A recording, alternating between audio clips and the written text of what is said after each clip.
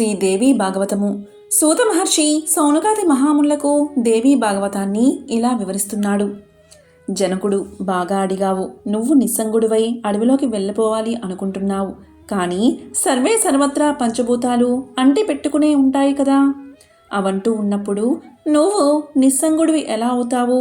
అడవిలోకి వెళ్ళినా కూడా తాపసికి యోగదండం, లేడి చర్మాల చింత వదలలేదు కదా. అన్నీ వదిలేశాను అనుకుని అడవిలోకి వెళ్ళినా తపోచింత వదలదు నిన్ను. ఇక ఇన్ని చింతల మధ్యన ఉన్నా ఇవేవీ నావి కావు అనే భావం వల్ల నేనెప్పుడూ సుఖంగానే ఉంటాను. సుఖమునింద్ర, అసలు కిడుకు చెబుతాను విను. నేను బద్దున్నై ఉన్నాను అనే భావం నిన్ను పట్టి పీడుస్తుంది. అందువల్లే నీకు దుఃఖం కలుగుతుంది. అది భ్రమ మాత్రమే. ఆ భ్రమని వదిలేస్తే నీ అంత సుఖపడేవాడు మరొకడు ఉండడు. నేను బంధనాల్లో ఉన్నాను అనుకునేవాడు ఏనాటికి ముక్తి పొందలేడు, ముక్తుడు కాలేడు. ఈ రాజ్యం, సంపద, వీటి బరువు, బాధ్యతలు ఇవేవీ నావి కావు. నాకు ఈ లంపటాలకు ఏమీ సంబంధం లేదు అనేది నా దృఢమైన నమ్మకం.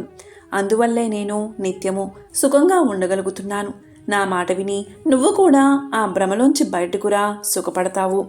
ఈ విధంగా జనకుడు చేసిన జ్ఞానబోధకు సుకుడు బంధ విముక్తుడయ్యాడు.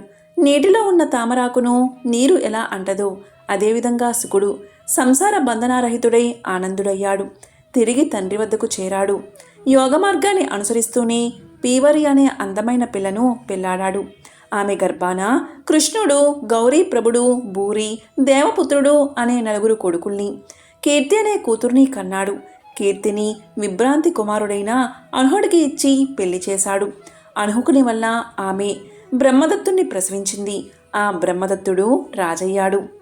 నారదముని ఉపదేశం వల్ల పరమ జ్ఞానాన్ని పొందాడు బ్రహ్మదత్తుడు. యోగ మార్గం లభించింది అతనికి. రాజ్యాన్ని తన కొడుక్కి ఇచ్చేసి బదరిక ఆశ్రమానికి వెళ్ళిపోయాడు.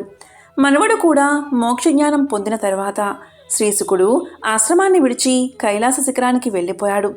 సమాధిలో కూర్చున్నాడు. ధ్యాన నిమగ్నుడు అయ్యాడు. సిద్ధి పొందాడు. సూర్యుడిలా ప్రకాశించాడు. ఆకాశ మార్గాన ఎగిసిపోయాడు. పంచభూతాల్లోనూ లీనమైపోయాడు. నిరవకాశాన వ్యాపించిన సుకుణ్ణి చూసి దేవర్షులు స్తోత్రం చేశారు. పుత్ర వియోగాన్ని భరించలేకపోయాడు వ్యాసమహాముని. కొడుకా, స్వర్గప్రదాత, నా ఆత్మరూపమా, నా తండ్రి, నూరేల తపఫలమా, కొడుకా సుఖ అని బిగ్గరగా అరుస్తూ పరుగు పరుగున వెళ్ళాడు కైలాసం శిఖరం దగ్గరకు. వ్యాసుడు అలా కొడుకా అన్నప్పుడల్లా ఓయ్ అని ప్రతిధ్వని రూపంలో పలికాడు సర్వభూతాంగతుడైన సుకుడు. నేటికి ఆ కైలాస శిఖరాన ఆ ప్రతిధ్వని వినబడుతూ ఉంటుంది. దీనాతి దీనంగా దుఃఖిస్తున్న వ్యాసునిదుట సాక్షాత్కరించాడు శివుడు. అన్నీ తెలిసిన నువ్వే కన్నీరు పెడితే ఎలా? నువ్విలా ఏడుస్తుంటే ఆ ఆత్మకి శాంతి కలగొద్దు. లే, కళ్ళు తుడుచుకో. నీ కొడుకు మహాయోగి. ఎవరికీ అందని అతి దుర్లభమైన పరమపదం ప్రాప్తించింది అతనికి. బ్రహ్మజ్ఞానివి. నువ్వు మాయలో పడి విలపించకు. సుగుడు వంటి కొడుకుని కన్నా తండ్రిగా చెరగని కీర్తిని సంపాదించావు. అదృష్టవంతుడివి నువ్వు. ఇలా ఓదార్చాడు ఈశ్వరుడు. వ్యాసుడు కన్నీటిని ఆపుకోలేకపోయాడు. నా కంటి వెలుగు ప్రభు, నా చిట్టి తండ్రి, ఆ శకుణ్ణి చూడకుండా బతకలేను. ఈ శోకాన్ని భరించలేను. వ్యాసుని హృదయక్షోభ నెరిగిన పరమేశ్వరుడు నీ సుకుడి మనోహరమైన ఛాయామూర్తి నిత్యము నీ దగ్గరే ఉంటుంది. దాన్ని చూసుకుంటూ శోకాన్ని వదిలిపెట్టు అని వరాన్ని ఇచ్చాడు. అలా చెప్పగానే సుకుడి ఛాయామూర్తి వ్యాసుడికి కనబడింది. వ్యాసుడు ఆశ్రమానికి తిరిగి వచ్చాడు. తండ్రి బతుకుండగానే కొడుకు లేకుండా పోవడం అనేది భరించరానిదే మరి. ఇంతకీ శ్రీ శుకులవారి పరమసిద్ధి తర్వాత వ్యాసులవారు ఏం చేశారు అని అడిగారు శ్రోతలు. అందుకున్నాడు సూతుడు.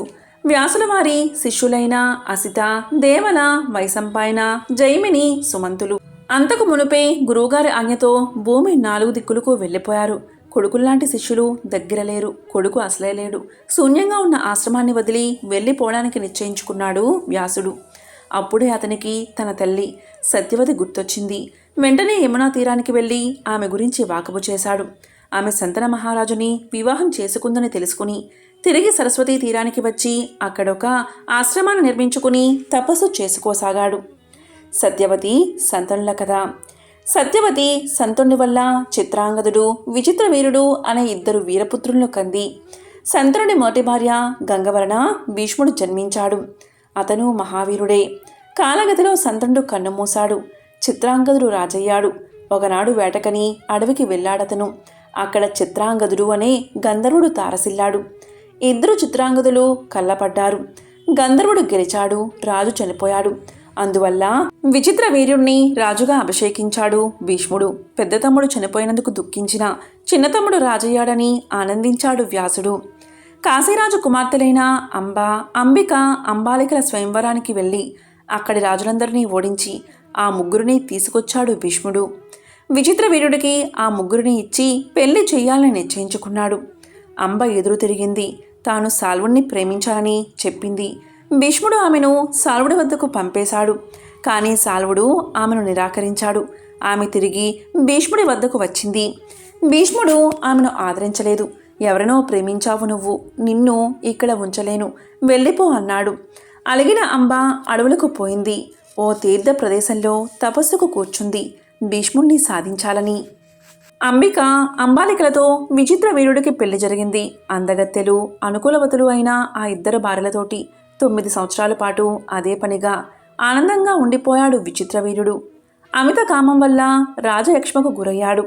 సంతానం కలగకుండానే కన్నుమూశాడు.